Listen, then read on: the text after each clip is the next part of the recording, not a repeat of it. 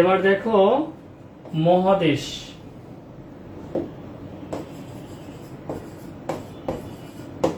মহাদেশ 7টি।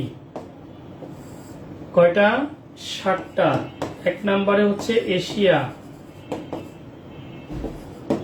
এশিয়া হচ্ছে আয়তন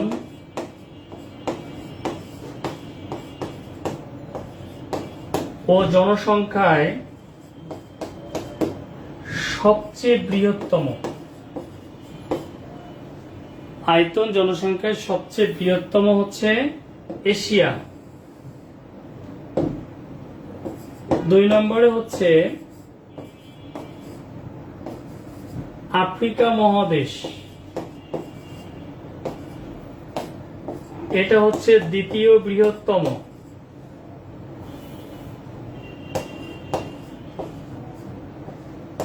দ্বিতীয় বৃহত্তম। এরপর হচ্ছে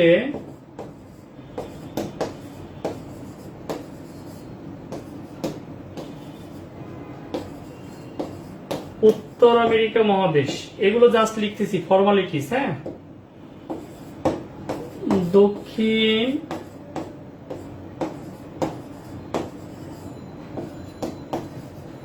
আমেরিকা মহাদেশ।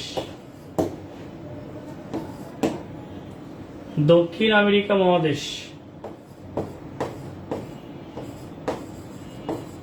ইউরোপ মহাদেশ।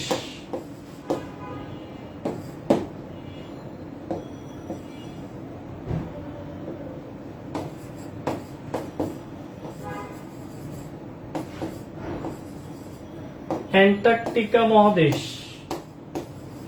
এই মহাদেশই একমাত্র মহাদেশ যেটা হচ্ছে জনবসতিহীন।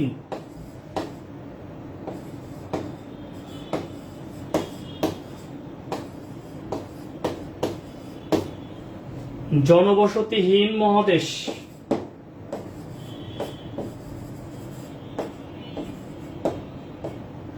ওশেনিয়া বা অস্ট্রেলিয়া।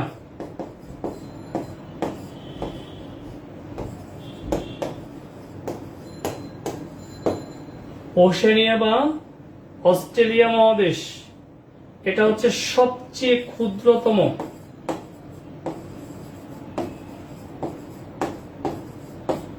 সবচেয়ে ক্ষুদ্রতম মহাদেশ। পৃথিবীর সবচেয়ে ক্ষুদ্রতম মহাদেশের নাম হচ্ছে ওশেনিয়া বা অস্ট্রেলিয়া।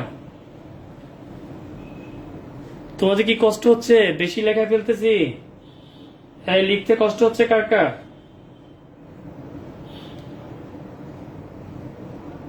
লিখতে কষ্ট হচ্ছে কার কার?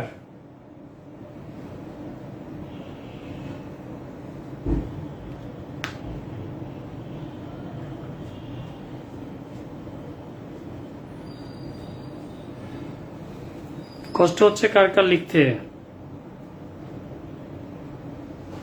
বাহ, গুড। ওকে, তাহলে এই যে মহাদেশগুলো আমরা জানলাম, এই যে দেখো ভাইয়া,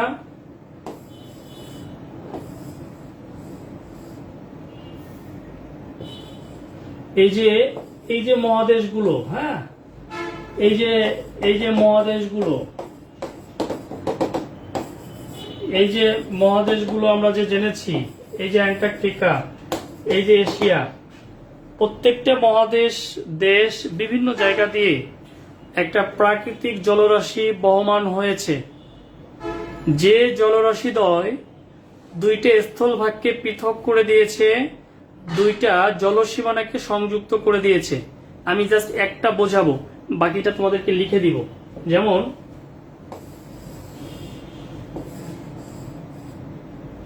এই হলো লোহিত সাগর, এখান দিয়ে হচ্ছে এশিয়ার বাউন্ডারি।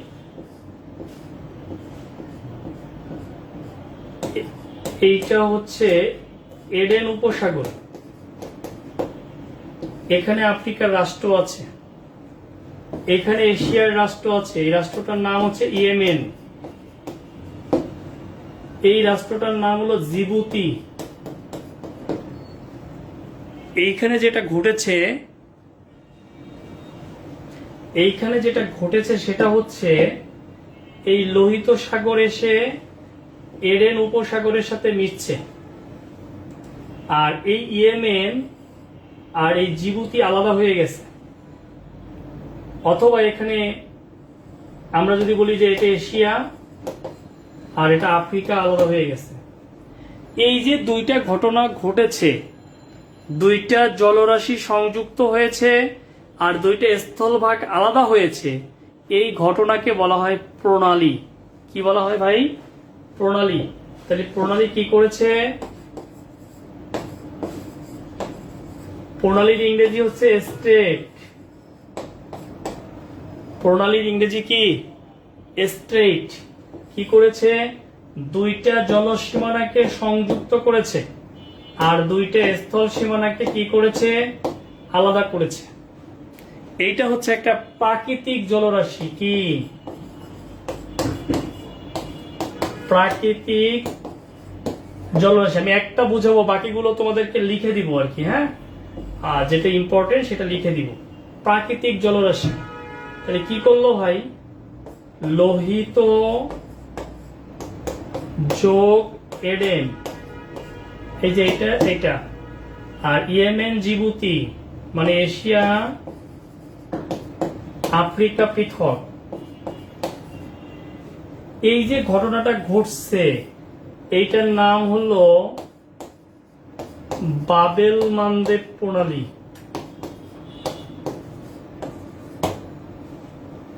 এই ঘটনাটার নাম হচ্ছে বাবেল মানদেব প্রণালী। পরীক্ষায় কিভাবে আসে প্রশ্নটা? পরীক্ষায় আসবে এশিয়া থেকে আফ্রিকা পৃথক হয়েছে কোন প্রণালী দ্বারা? আমরা দেব বাবেল মানদেব প্রণালী।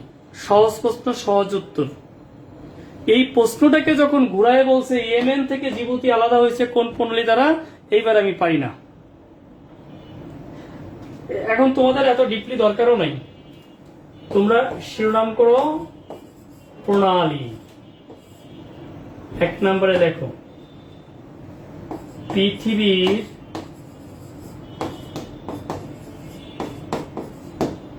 সবচেয়ে বড় প্রণালী।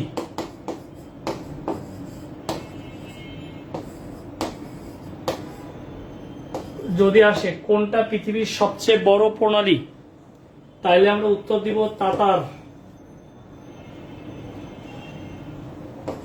এশিয়া ও আমেরিকাকে পৃথক করেছে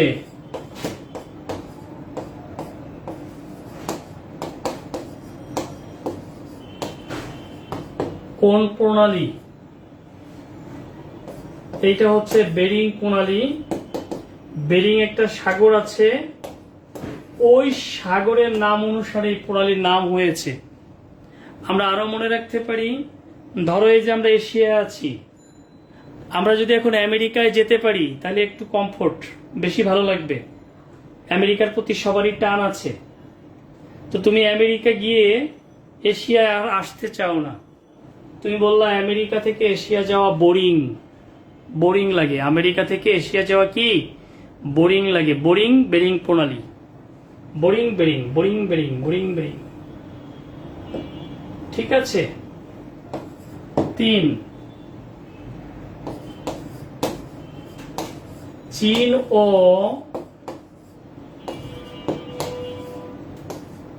তাইওয়ানকে পৃথক করেছে কোন প্রণালী?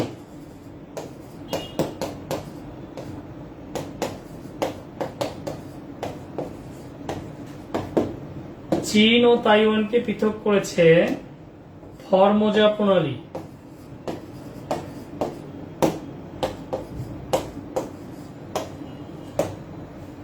চীন ও তাইওয়ানকে পৃথক করেছে ফরমোজা প্রণালী। ভারত ও শ্রীলঙ্কাকে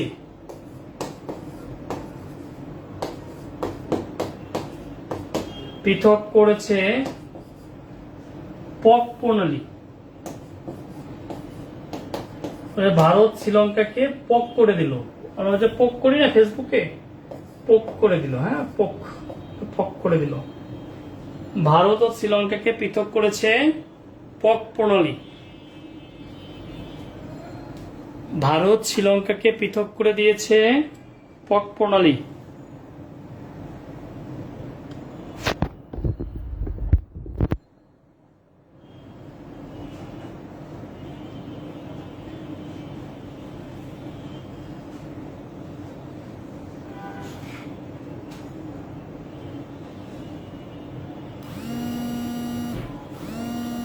আশা করি লিখেছি। সবচেয়ে আলোচিত প্রণালী এখন যেটা হলো হরমুজ, এটা একটু ডিটেলস লেখাই দিচ্ছি। হরমুজ প্রণালী কি করছে? পারস্য উপসাগর যোগ করছে ওমান উপসাগরের সাথে।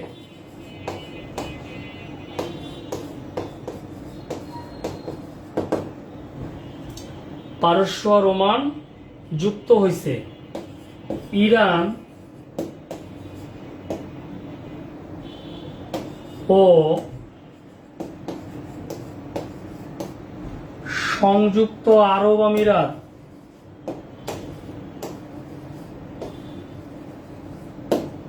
পৃথক হয়েছে।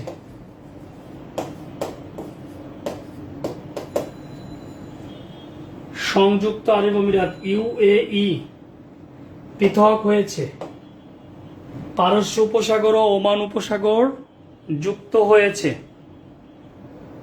এই হলো হরমুজ প্রণালী, ডিটেল লিখাই দিলাম কারণ এই বর্তমানে আলোচিত বিষয়। এটা ইরান ইসরায়েল যুদ্ধে এটা বন্ধ করে দিয়েছিল ইরান, এই জন্য এটা আলোচিত বিষয়। যে কোনোভাবেই প্রশ্ন আসতে পারে, বলতে পারে পারস্য উপসাগর ওমান উপসাগরকে যুক্ত করেছে কোন প্রণালী, কিংবা পারস্য হরমুজ প্রণালী কোন দুইটা উপসাগরকে যুক্ত করেছে, বা হরমুজ প্রণালী কোন দুইটা দেশকে পৃথক করেছে।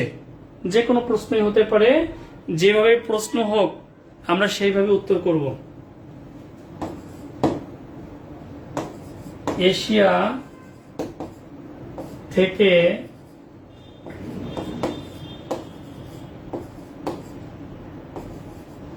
আফ্রিকাকে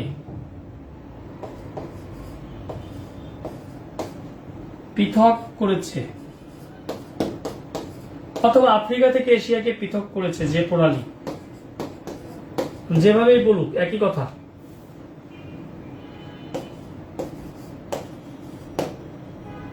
এইটা হলো বাবেল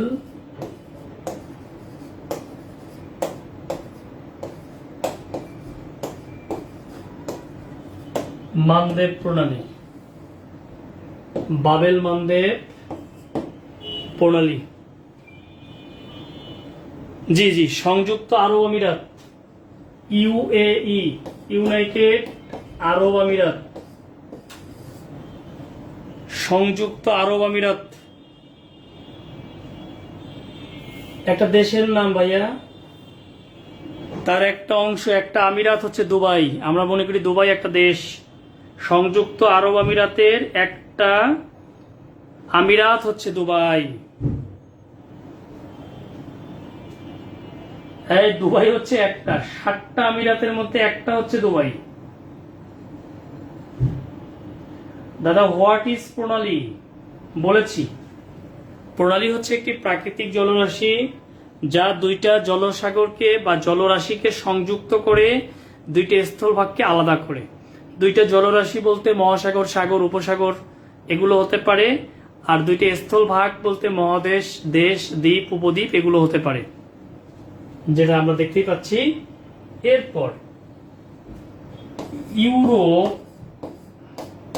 মানে এটা একটু ডিটেল লিখে দেই বা লেখা হয়ে গেলে দেখাই দিই। দেখো, এই যে একটা মহাদেশ, এই আরেকটা মহাদেশ, এই হলো ভূমধ্য সাগর, এই হলো ভূমধ্য সাগর।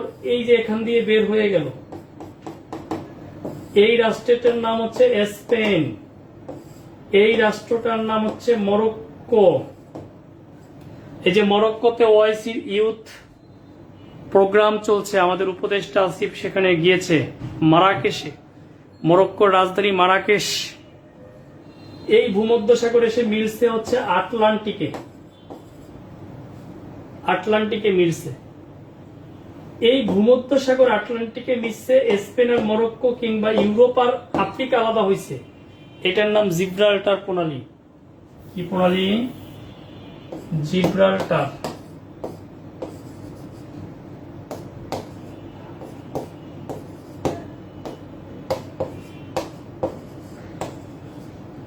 জিব্রাল্টার প্রণালী। কি বলছে ভাইয়া? আর কতক্ষণ ক্লাস হবে? ক্লাস হবে ভাইয়া 8টা 45 পর্যন্ত। 8টা 45 পর্যন্ত ক্লাস হবে, ঠিক আছে? আমাদের তো টপিক শেষ হয় নাই, যদি টপিক শেষ না হয় আর একটু বেশি হবে, আশা করি 45-এ শেষ হবে। জিব্রাল্টার প্রণালী, তাহলে জিব্রাল্টার কি করলো? ও ভূমধ্য সাগরের সাথে আটলান্টিককে যুক্ত করলো।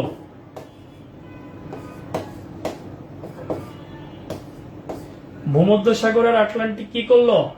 যুক্ত করলো। স্পেন আর মরক্কো আলাদা করলো, অথবা আমরা বলতে পারি ইউরোপ আর আফ্রিকা আলাদা করলো। তাহলে Europe minus Africa, Europe minus Africa. Okay, তাইলে আমাদের কিন্তু জিব্রাল্টারটাও হয়ে গেল। 9 নম্বরে আমরা যাই। নাম্বারিং ভুল হইতে পারে, ঠিক করে নেন। হ্যাঁ, 9 নম্বরে আমরা যাই, সেটা হচ্ছে ফ্লোরিডা প্রণালী, যেটা হলো ইউএসএ থেকে মেক্সিকো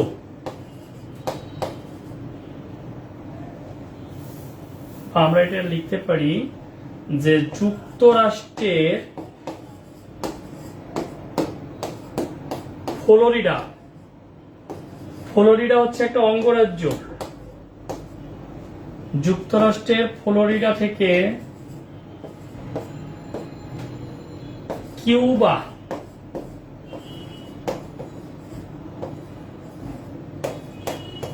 পৃথক হয়েছে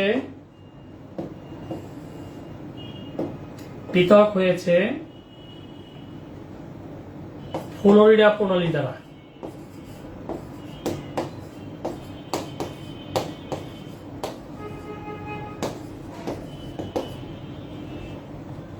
ফ্লোরিডা প্রণালী দ্বারা যুক্তরাষ্ট্রের ফ্লোরিডা থেকে কিউবা পৃথক হয়েছে। কোন প্রণালী দ্বারা?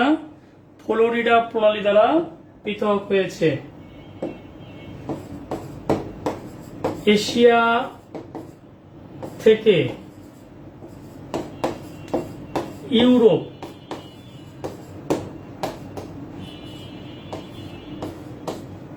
পৃথক হয়েছে। এশিয়া থেকে ইউরোপ পৃথক হয়েছে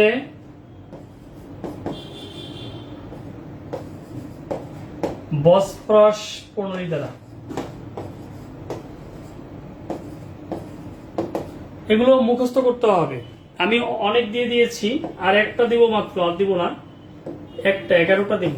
এরকম 20টার মতো আছে, বেশি আছে, ইম্পর্টেন্ট 20টা আছে, বাট আমাদের 20টা লাগবে না, আমরা 11টা পড়লেই চলবে, ঠিক আছে? এটা হচ্ছে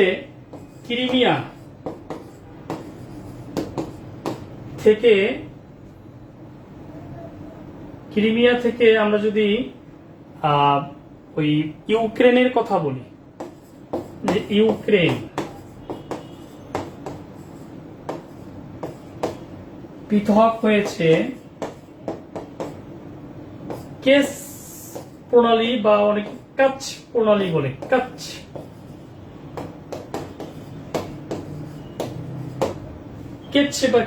প্রণালী দ্বারা পৃথক হয়েছে ক্রিমিয়া আর ইউক্রেন। আজব সাগর আর লোহিত সাগর যুক্ত হয়েছে, আমরা সেদিকে যাব না, প্রণালী শেষ। আজকের টপিকের প্রণালী ছিল প্রণালী শেষ। আমরা এখন চলে যাব আন্তর্জাতিক সীমারেখায়। দেখেন একটু, সবাই একটু লেখো।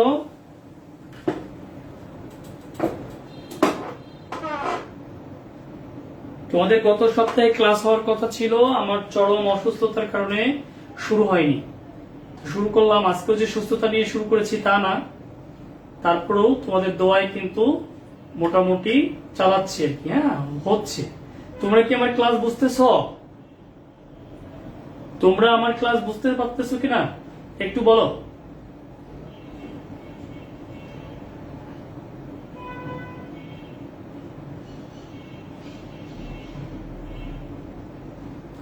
কেচ বা কাচ, কেচ বা কাচ প্রণালী। জি, স্পেন আর মরক্কো। জি মাহফুজা, স্পেন আর মরক্কো।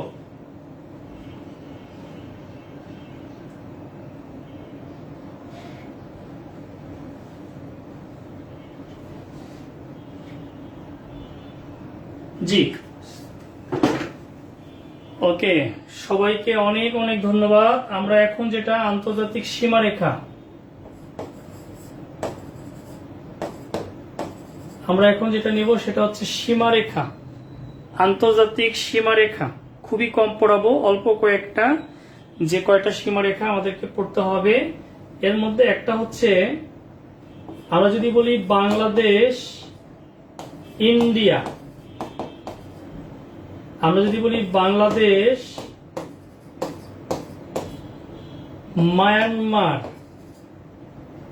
আমরা যদি বলি ইন্ডিয়া পাকিস্তান, এই তিনটা জোড়া ভাইয়া বইয়ে ক্রিমিয়া আর রাশিয়া দেওয়া আছে। ক্রিমিয়া রাশিয়া তো না, ক্রিমিয়ার ইউক্রেন, এখানে একটা দ্বীপ আছে, ওই দ্বীপকে পৃথক করেছে। এই যে দেখো, এই তিনটা জোড়া বললেই যেটা আমরা করব সেটা হচ্ছে রেড ক্লিপ লাইন।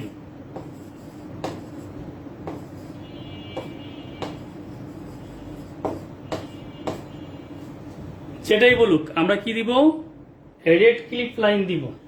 এখানে যাই বলুক না কেন আমরা দিব রেড ক্লিপ লাইন। কিন্তু যদি বলে ভারত পাকিস্তান,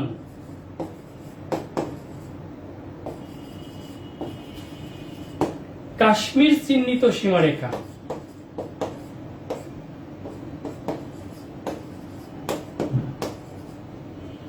তাইলে আমরা দেব লক।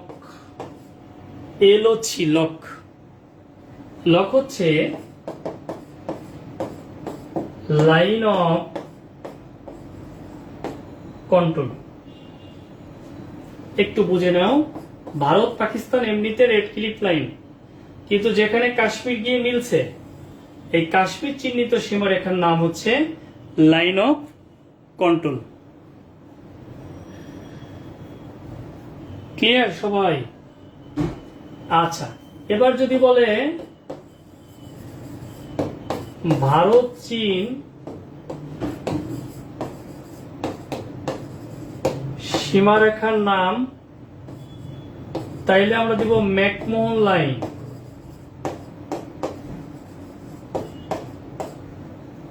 McMahon line. আর যদি বলে ভারত চীন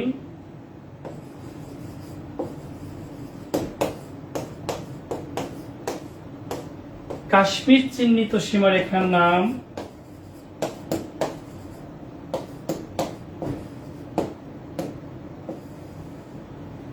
তাইলে আমরা দেব LOAC,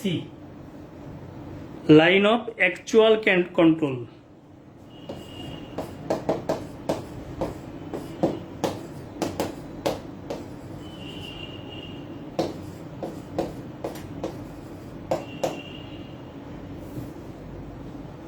line of actual control. তাহলে দেখো এখানে ভারত চীনের ব্যাপারটা হয়ে গেল। এবার আসো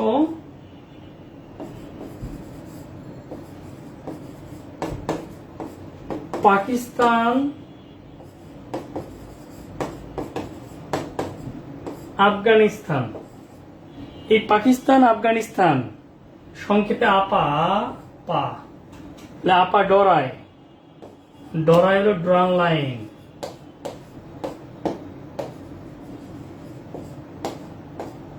ডুরান্ট লাইন। আপার ডরায়, ডরায় হচ্ছে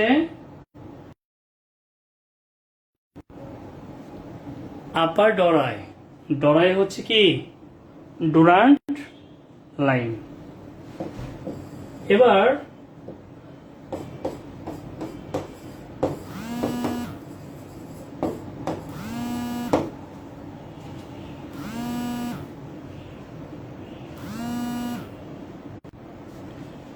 ইসরায়েল লেবানন, গাধা মানুষগুলো ফোন কেটে দিলে আবার ফোন করে। ইসরায়েল লেবানন সীমারেখার নাম কি? Blue line. এইবার আমি তোমাদেরকে এমন একটা সীমানা দিব যেটা 100-তে 100 আসার সম্ভাবনা, যেটা খুবই ইম্পর্টেন্ট একটা, সেটা আমি তোমাদেরকে দিব। বলো কি সেটা? সেটা কি বলো? তোমরা যেটা মনে রাখবা, পরীক্ষা আসবে রাফা ক্রসিং কোথায়।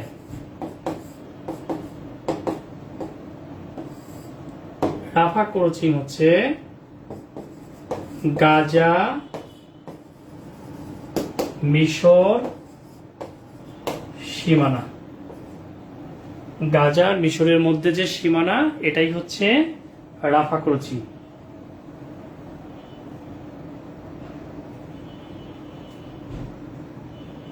ক্লিয়ার? জি, গাজা গাজা গাজা, মিশর, মিশর সীমানা, সীমান্ত। ঠিক আছে, তাহলে দেখো রাফা ক্রসিংটা পড়ে ফেললাম আমরা। এবার পড়বো সনোরা লাইন।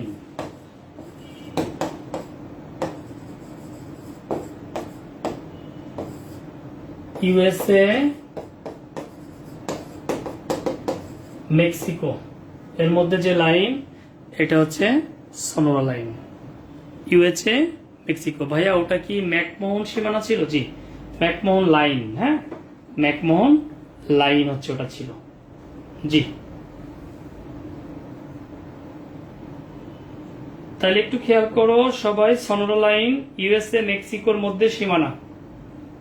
ইউএসএ মেক্সিকোর মধ্যে সীমানা হচ্ছে সনোরা লাইন।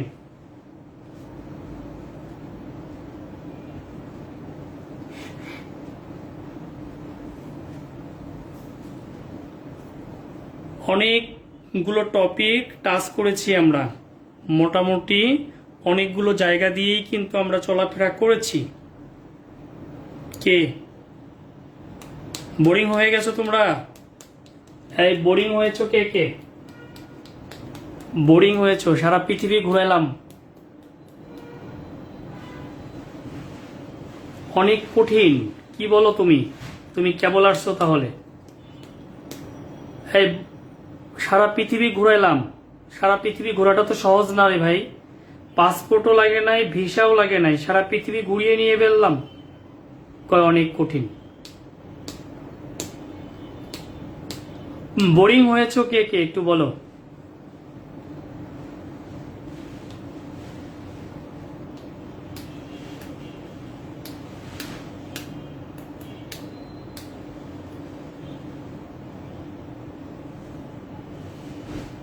না ভাইয়া, ভালোই লাগতেছে। আচ্ছা, সহজ। শোনো, আমি কি করেছি? আমি কি তোমাকে ম্যাথ করাইছি? আমি কি তোমাকে ইংলিশ রুল বোঝাইছি? না, আমি তোমাকে জিকেটা গুছিয়ে দিয়েছি একটা জায়গায়। যারা নোট করেছো তারা লাভবান হবা। এখন তোমরা জিকে হিলার দেখে এই প্রশ্নগুলো প্র্যাকটিস করে ফেলবা। এবং আজকেরটা আজকেই, যেহেতু কালকে তোমাদের আবার ক্লাস আছে, সেহেতু তোমরা অবশ্যই আজকেরটা আজকেই পড়ে ফেলবা।